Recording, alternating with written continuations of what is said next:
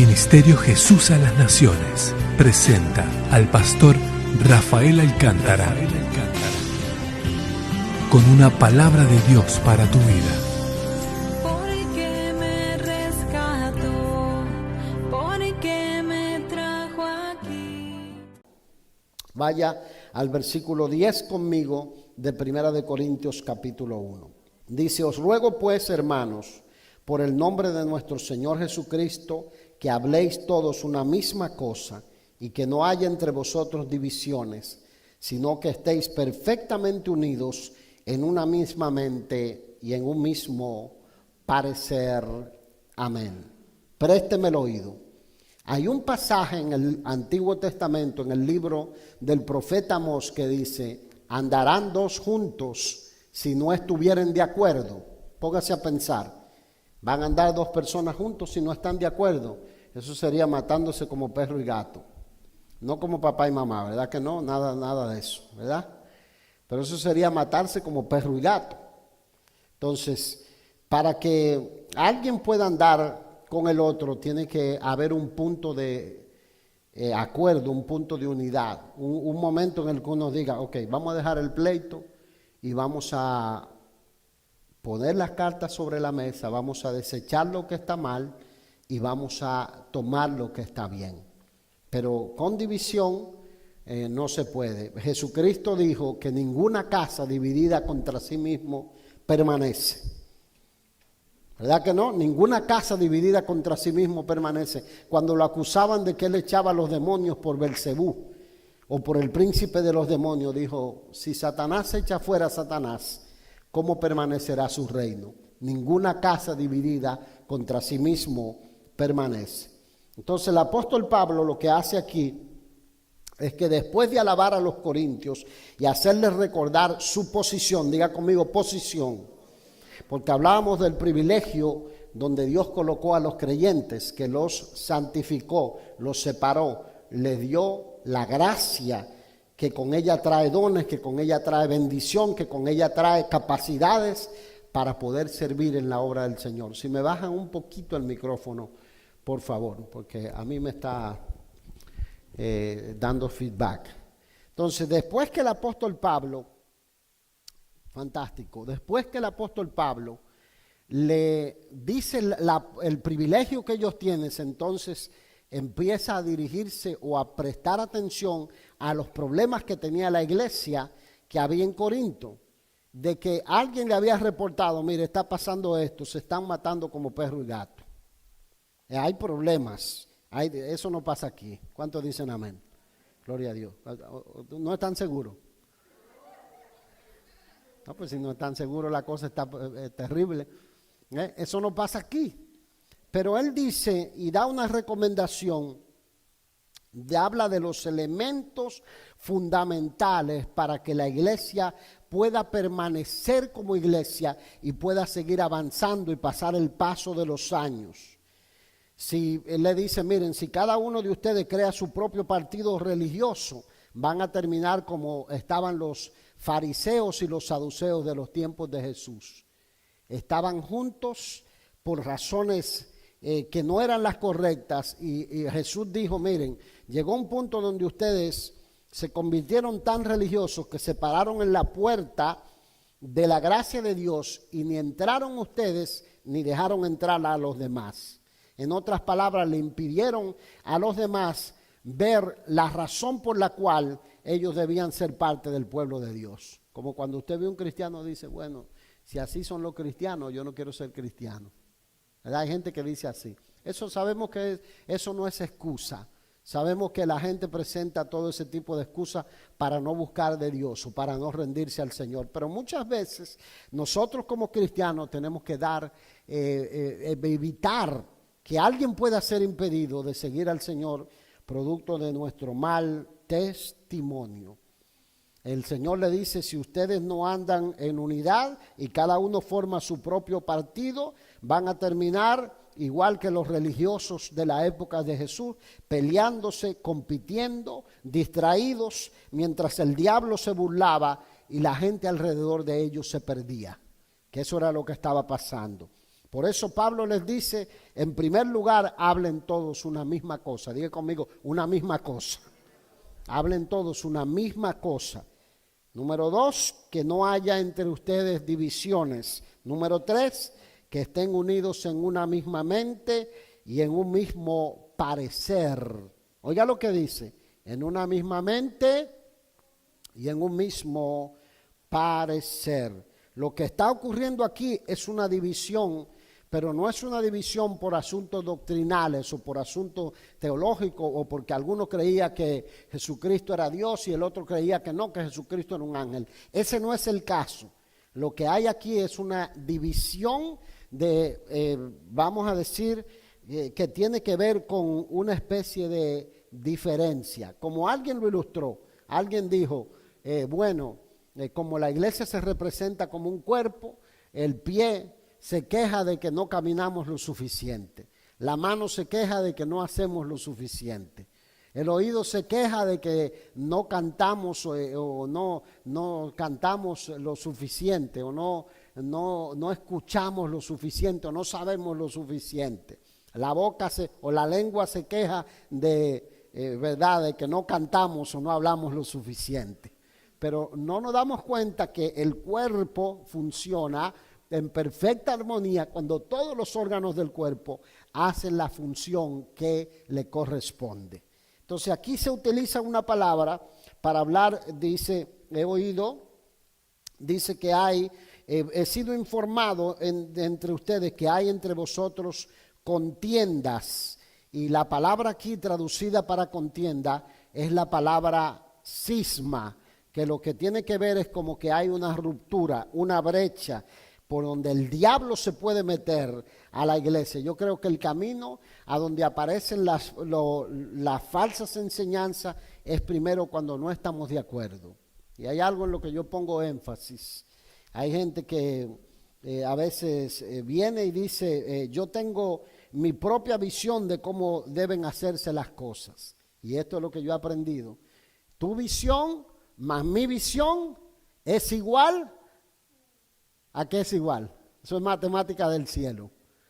Tu visión y mi visión es igual a división. Porque tu visión y mi visión es igual a división. ¿Entiendes? Tiene que haber una sola visión, ¿verdad? Una sola visión. Por eso Pablo ordena a los creyentes apartarse de los que causan divisiones. El apóstol Pablo dice, miren, que ustedes hablen una misma cosa, que no haya entre ustedes divisiones, porque aquí el término división es una especie de brecha que se abre entre la iglesia, entre el cuerpo de Cristo. Y yo siempre digo que estas enseñanzas son enseñanzas preventivas, porque gracias al Señor nosotros no tenemos divisiones. Cuando alguien, porque siempre, ¿verdad?, aparece alguien por allí. Yo recuerdo que apareció alguien y hasta la fecha yo no sé por qué se fue. Hasta la fecha yo no sé por qué se fue, se enojó. Por ahí me veía en el Walmart y me esquivaba y se iba. Hasta que un día me encontró de frente y me tuvo que saludar y pegarme el beso. No sé si era el de Judas, pero me dio el beso. Entonces, pero yo me di cuenta que trató de dividir. Y tengo un par de gente que son terribles. Ellos solo se encargaron de hacerle entender, aquí no, aquí las divisiones no funcionan, ¿verdad? Y gracias al Señor que estas enseñanzas son preventivas, porque lo que hace la unidad es que trae fuerza. Lo que hace la unidad es que desata la bendición del Señor, desata la presencia del Señor, y lo que hace es que los lazos de amor se fortalezcan. Vamos a ir a Romanos capítulo 16, versículo 17, a ver qué recomienda Pablo con respecto a esto, a la iglesia de los romanos también. Romanos 16, 16.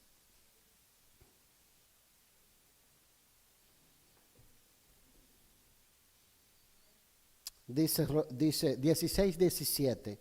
Mas os ruego, hermanos, que os fijéis en los que causan divisiones y tropiezos en contra de la doctrina que vosotros habéis aprendido y que, a ver, léame, ¿qué dice? ¿Y qué? Os apartéis de ellos. Judas 1:19, este sí, présteme el oído, no lo busque. Judas 1:19. Y si tengo a alguien allá en la pantalla lo puede poner, pero Judas 1:19, estos son los que causan divisiones, los sensuales que no tienen al Espíritu. Mire lo que dice en un pasaje, dice que nos fijemos, o sea que le prestemos, no que le prestemos el oído, sino que le prestemos atención. Cuando usted se une a un grupo, a un club, a una organización, usted se adhiere a cómo es la organización, a cuáles son las reglas de la organización. Dice, ¿verdad que sí? Dice amén. O me están mirando y dicen, ¿de qué estás hablando, Willis? Dice amén. Entonces, ¿qué es lo que usted hace? Usted procura conocer cuál es la visión, ¿verdad? Tiene que haber una declaración de misión y entender la visión de la iglesia. ¿Dónde está la visión de nuestra iglesia? ¿Dónde se encuentra? A ver, ¿cuántos tienen redes sociales? Bueno, hoy están todos santificados. Sí. Hoy están todos, oigan, están súper espirituales. ¿Cuántos tienen Facebook? Instagram. Ya no le voy a seguir preguntando más para que no se sigan haciendo los santos. Entonces, ¿cuántos han ido al website de la iglesia? jesusalasnaciones.org. Bueno, hay muchos que no han ido. Allí hay una declaración de lo que es la visión y la misión de la iglesia. Nosotros existimos con un propósito, que es ganar vidas y familias para Jesucristo, a fin de que sean más como Él y que puedan reproducir el mismo proceso en otros. Si usted dice, no, pastor, esa no es mi visión, y usted trae una visión alternativa, ¿qué usted está creando? Dígalo claro, dígalo. División. Entonces usted tiene que alinearse a la visión que la iglesia tiene. Pablo dice, fíjense en los que causan divisiones y tropiezos en contra de la doctrina. Mire, aunque la división en la iglesia de Corintios no era básicamente con respecto a la doctrina, luego eso que empezó como una división solamente de palabras o de ideas o de cómo se cantaba o si se levantaba las manos o si se aplaudía o si se zapateaba o si el predicador decía santo a su nombre o solamente susurraba como hacen en algunas iglesias, ¿verdad? Que le hablan así secreteando a la gente. Todo eso que se convirtió en ese problema luego trajo problemas doctrinales. Entonces es la puerta a los problemas doctrinales. Nosotros hemos pasado por atentados de ese tipo, hemos sobrevivido a ese tipo de atentados de problemas doctrinales. Pero nosotros aquí vemos que Pablo dice, apártense de los que causan divisiones. Dice, estos son los sensuales, los que no tienen al Espíritu. Por lo que vemos que los divisionistas abren la puerta a falsas enseñanzas y a falsas doctrinas. Eso es el objetivo. Y nosotros debemos reconocer que lo que la iglesia de Jerusalén experimentó que eran todos de un corazón y un alma. Así dice el libro de los Hechos de los Apóstoles. Eran todos de un corazón y un alma. Es decir, todos tenían un anhelo. ¿Cuál era el anhelo? De pasar tiempo con sus hermanos en la fe. El anhelo de ser utilizados por el Señor para ganar a otros para Cristo. El anhelo de que el Espíritu de Dios viniera sobre ellos. El anhelo de que ellos tuvieran la experiencia de abundar en dones, de estar lleno de la plenitud del Señor. Y nosotros vemos como la iglesia fue avanzando hasta llegar al punto cuando ya se desata la persecución en la iglesia. No solamente el Señor estaba utilizando a los apóstoles del Señor, sino que vemos la figura de Esteban, que es el primero que muere apedreado, y ya siendo utilizado, porque dice que tenía una sabiduría extraordinaria que no podían resistir. y no podían refutarle. Luego vemos la otra persona, que es Felipe el evangelista, siendo utilizado por el poder de Dios, de tal manera que Dios hacía milagros extraordinarios. Los espíritus de las tinieblas salían de los cuerpos cuando él estaba dando la palabra. Era algo así como el Gigi Ávila de aquella época. Era algo así, ¿verdad? Lo que nosotros veíamos. Y nosotros vemos que eran de un corazón y un alma. Yo creo que de alguna manera contestando la petición de Jesús en el Evangelio de Juan, en el capítulo 14, si mal no recuerdo, es en el 17 de Juan, que el Señor ora y dice: Padre, que sean uno como tú y yo somos uno, que lleguen a esa perfecta unidad, como tú y yo somos uno, ellos puedan experimentar esa unidad. Créame esto se aplica no solamente a la vida de la iglesia, sino a la vida de la familia. Cuando la familia va en una sola dirección, no hay diablo, no hay infierno, no hay demonio, no hay filosofía, no hay vientos contrarios que puedan destruir la familia. Porque cuando la familia está centrada en Dios, o la iglesia está centrada en Dios, la Biblia prometió: las puertas del infierno no van a prevalecer contra ella. ¿Alguien lo cree eso? Dice amén. Entonces, ¿qué dice aquí? Dice, de la manera que tengan, lo que Pablo procura es que tengan una misma mente y un mismo parecer. Es tener una norma que esté por encima de mi criterio personal. Porque yo puedo decir: no, yo creo de esta manera. Y usted me puede decir: yo creo de otra manera. Entonces, hoy teníamos una discusión de si ciertos tipos de creyentes se pueden envolver en política o no se pueden envolver en política. Yo no voy a hablar eso, pero la solución a ese tipo de conflictos es: tú tienes tu opinión, yo tengo mi opinión, pero vamos a ver lo que dice la palabra del Señor. ¿Qué dice la palabra sobre el aborto? ¿Qué dice la palabra sobre la homosexualidad? ¿Qué dice la palabra sobre el adulterio? ¿Qué dice la palabra sobre la fornicación? ¿Qué dice la palabra sobre el alcohol? ¿Qué dice la palabra sobre el uso de drogas? ¿Qué dice la palabra sobre cómo nosotros tenemos que adorar, o cómo tenemos que ministrar, o a quién, o en qué áreas nosotros nos tenemos que desempeñar en la sociedad como iglesia? La opinión prevalece, tiene que ser la opinión de lo que dice la palabra de Dios. ¿Alguien me dice amén? O sea, tiene que haber una norma que esté por encima de mi criterio personal. Y creo que Pablo menciona aquí, cuando dice tener una sola mente, diga una sola mente, es tener la mente de Cristo. Y él lo explica más adelante, tener la mente de Cristo. ¿Cómo podemos tener la mente de Cristo? ¿Cómo? Llenándose de la palabra del Señor. Yo le digo, lea los evangelios, porque hay que ver lo que fue lo que Cristo habló. Si usted lee los evangelios y desempolva su Biblia y lee los evangelios, y en vez de verdad de oír 500 videitos de YouTube, usted pone en los evangelios, lo pone también de audio, se le va a llenar la palabra. Y cuando usted quiera hablar filosofía que es contraria, el Espíritu Santo de Dios le va a traer, ¿qué le va a traer? Le va a traer la palabra y le va a decir: no, esto es lo que yo creo, esto es lo que yo digo, no es como tú dices. ¿Qué dice la Biblia sobre esto, sobre aquello? Entonces, tiene que haber una norma. Pablo lo explica. Vaya conmigo a Filipenses capítulo 2.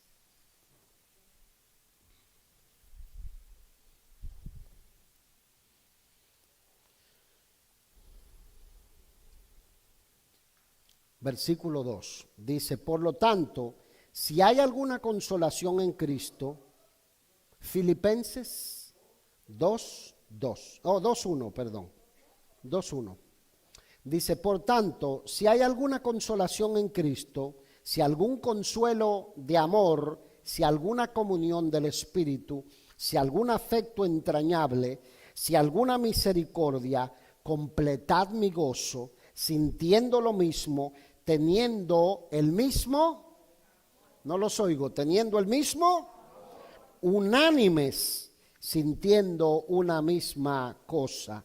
Nada hagáis por contienda o por vanagloria, antes bien con humildad, estimando cada uno a los demás como superiores a él mismo, no mirando cada uno por lo suyo propio, sino cada cual también por lo de los otros. Amén. Oiga lo que dice. Cuando habla de que hablemos una misma cosa, no es que todos repitamos cosas sin sentido, o que nosotros tengamos una idea y que esa idea la propaguemos como que sea antibíblica. No, es que nosotros tengamos un solo corazón, tengamos un amor genuino por los hermanos y que la palabra de Cristo sea la que domine nuestros pensamientos. En otras palabras, la iglesia tiene que tener el propósito de llevar gloria a Dios en todo lo que hace. ¿Alguien me dice amén? Hasta un testimonio, cuando uno lo cuenta, uno tiene que asegurarse que es para la gloria de Dios. ¿Dice amén? Si no edifica, no hay que contarlo. Hasta un testimonio, algo que uno va a contar, uno dice, ok, lo voy a contar para, ¿verdad?, que crean que brotan fuego de mis manos, o es para la gloria de Dios. Hay que cuidarse de eso también, porque el centro de atención no debe ser el individuo.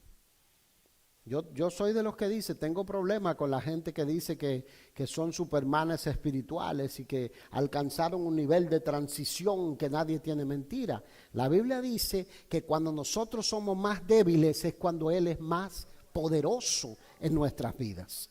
Cuando nosotros mostramos nuestra vulnerabilidad, que no somos capaces, que no tenemos lo que requiere, que subimos temblando al púlpito, que le decimos, Señor, si tú me dejas hoy, si tú no me das las palabras, si tú no me das la gracia, si no puedo sentir el peso de tu presencia hoy, Señor, búscate a otro, porque si tú no vas conmigo, yo no voy a llegar a ningún lado. Entonces, ese es el sentido que nosotros tenemos que tener, dice, lo que hubo en Cristo Jesús. Entonces nosotros tenemos que procurar gloria. Y dice, nada hagáis por contienda o ni por vanagloria, antes bien con humildad, estimando cada uno a los demás como superiores a él mismo. Todo programa de la iglesia, una ocupación o una posición que yo ocupo, una actividad, si no es para bendición de otros y para extender el reino de Dios, no sirve. Diga conmigo, no sirve. ¿Verdad? No, tiene que tener el propósito. Pablo enfatiza que aunque él cree que está espiritualmente maduro, lo primero tiene que amar a su propio hermano por encima de sí mismo. Oiga lo difícil de esto. Tienes que amar a tu hermano por encima de ti mismo y de tu posición. Nosotros siempre señalamos con Analía esa iglesia, ¿verdad?, del comienzo, porque nosotros alcanzamos esa iglesia del comienzo. Nuestros países a veces tenían 2% de creyentes, en algunos grandes de los casos 6% de una población de 40 millones, donde eso había muchos cristianos. Pero cuando empiezan a llegar a la iglesia, ¿verdad?, y la iglesia empieza a estructurarse, buscan al que fije que es más santo y más malo. Y mientras más malo, más posiciones le dan. Yo les digo, aquí no. Aquí no, aquí yo tiene que estar empapado de amor. Si el que tiene más amor, ese es el que Dios va a utilizar para su gloria. ¿Dice amén? Sonríese que el Señor le ama. Gloria a Dios. No hablar otra cosa que no sea la palabra de Cristo. Tampoco el papagayo de que se sabe la hipotenusa al cuadrado y se para y dice la hipotenusa al cuadrado. No, háblame la palabra. No me hable cuento. No me hable de que no, que leí en un libro de las facéticas de los judíos y que hay 7 alfileres, en la cabeza de un alfiler bailan 7 ángeles. Ese cuento llévaselo a otro lado. Háblame la palabra. ¿Dice amén? Háblame lo que dice la Biblia. ¿Dice amén? ¿Se goza? 3 tendencias se metieron en la iglesia de Corintios. Vamos a leer 1 de Corintios 1 y vamos a ir desde el 11 hasta el versículo 17. Vamos a ver cuáles fueron esas 3 tendencias que se metieron en la iglesia de Corintios. Porque he sido informado acerca de vosotros, hermanos míos, por los de Cloé, que hay entre vosotros contiendas. Quiero decir que cada uno de vosotros dice, yo soy de Pablo, y yo soy de Apolos, y yo soy de Cefas. Y había una cuarta tendencia que decía, y yo soy de Cristo. ¿Acaso está dividido Cristo? ¿Fue crucificado Pablo por vosotros? ¿O fuisteis bautizados en el nombre de Pablo? Doy gracias a Dios de que a ninguno de vosotros he bautizado, sino a Crispo y a Gallo, para que ninguno diga que fuisteis bautizado en mi nombre. También bauticé a la familia de Estéfanas, de los demás, no sé si he bautizado a algún otro, pues no me envió Cristo a bautizar, sino a predicar el evangelio, no con sabiduría de palabras, para que no se haga vana la cruz de Cristo. Y aquí está, présteme el oído por un momento, aquí está, y con eso voy a cerrar para que no se duerman. Las cuatro tendencias, vamos a decir 4 tendencias que se metieron. Unos decían que eran de Pablo, otros decían que eran de Apolo y otros decían que eran de Cefas. Diga conmigo Cefas. Cefas es Pedro, el apóstol Pedro. Y otros decían que eran de Cristo. Pablo era conocido como el que predicó a los gentiles, que recibió el evangelio por revelación. Había sido un perseguidor de la iglesia y Pablo predicaba y enseñaba que los cristianos no tenían que guardar la ley, que los cristianos no tenían que circuncidarse, que los cristianos no tenían que observar las fiestas ni la ceremonia de los judíos, sino que la salvación era solamente por fe. ¿Verdad que sí? Era por gracia a través de la fe, pero debían bautizarse en obediencia y debían procurar la llenura del Espíritu Santo. El apóstol Pedro, o Apolos, vamos a decir, Apolos era ese predicador elocuente que enseñaba que Jesús era el Mesías, pero que en un principio solo conocía el bautismo de Juan, no conocía el bautismo de fuego del Espíritu Santo. Entonces tenemos por el otro lado al apóstol Pedro. El apóstol Pedro, su labor era enseñar a los judíos que la promesa de la salvación era para la nación de Israel y que la promesa de la llenura del Espíritu Santo era para la descendencia de Abraham, hasta que Dios en un momento se le revela y le muestra que es para judíos y para gentiles cuando predica en la casa de Cornelio. Entonces, ¿qué hacía Pedro? Observaba las fiestas y las costumbres judías a fin de identificarse con ellos para poderles predicar que Jesucristo era el Mesías que anunciaban en el Antiguo Testamento. En otras palabras, Pedro predicaba a los judíos, a la nación de Israel. Aunque luego su ministerio se extiende, quien predica realmente a los que no son judíos es el apóstol Pablo. Diga conmigo, Pablo. Entonces se forma una tendencia y empiezan a discutir. Todos estos hombres eran servidores de Dios. El problema lo tenía la gente, no lo tenían los servidores. Lo mismo que pasa hoy en día. Algunos dicen, yo sigo a tal apóstol, yo voy detrás de aquel apóstol. Otros dicen, no, yo lo que he aprendido se lo debo, y no voy a mencionar nombres para no meterme en problemas, ¿verdad? A mí no me gusta atacar a nadie, pero hoy en día en la época tenemos una especie de tendencia. Ayer me mandó un amigo unos audios preguntándome, ¿qué pasa con estas tendencias? Yo le digo, bueno, yo no veo la falta en quienes se identifican con tal o cual liderazgo. El problema lo tenemos la gente, que idolatramos a la gente, que empezamos a ser ídolos de la gente. Y los otros que decían yo soy de Cristo, hay un comentarista que dice, esos eran los peores. Él dice, porque estos estaban haciendo de Cristo algo personal y único de ellos cuando no entendían que la iglesia del Señor es una sola. El problema para tratar con los problemas de discusión se encuentra en la persona y el señorío de Jesucristo.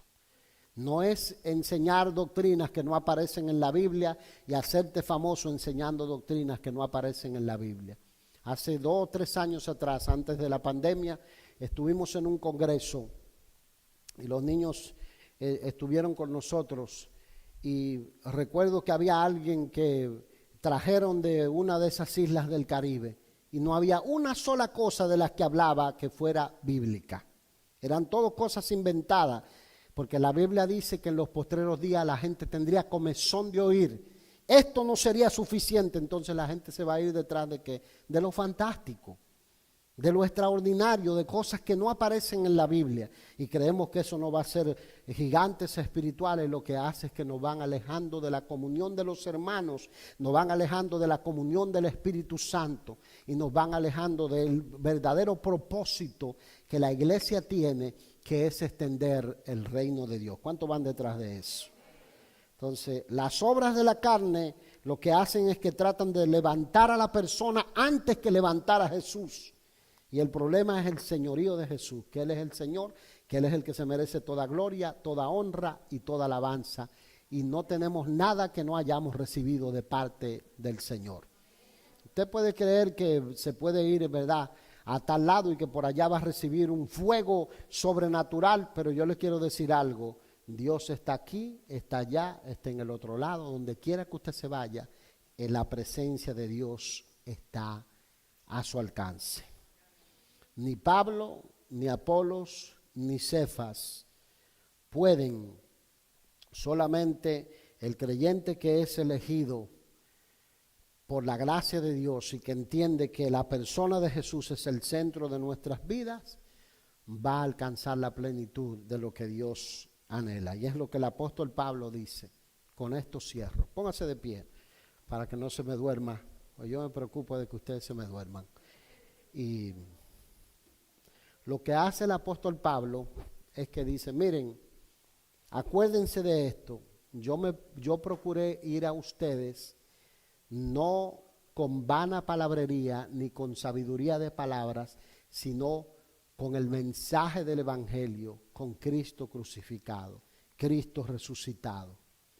Ni murió por ustedes Pablo, ni murió por ustedes Apolo, ni murió por ustedes Cefas. El que murió por ustedes fue Jesucristo. Y él dice, y él nos ha sido hecho por Dios sabiduría, justificación, santificación y redención.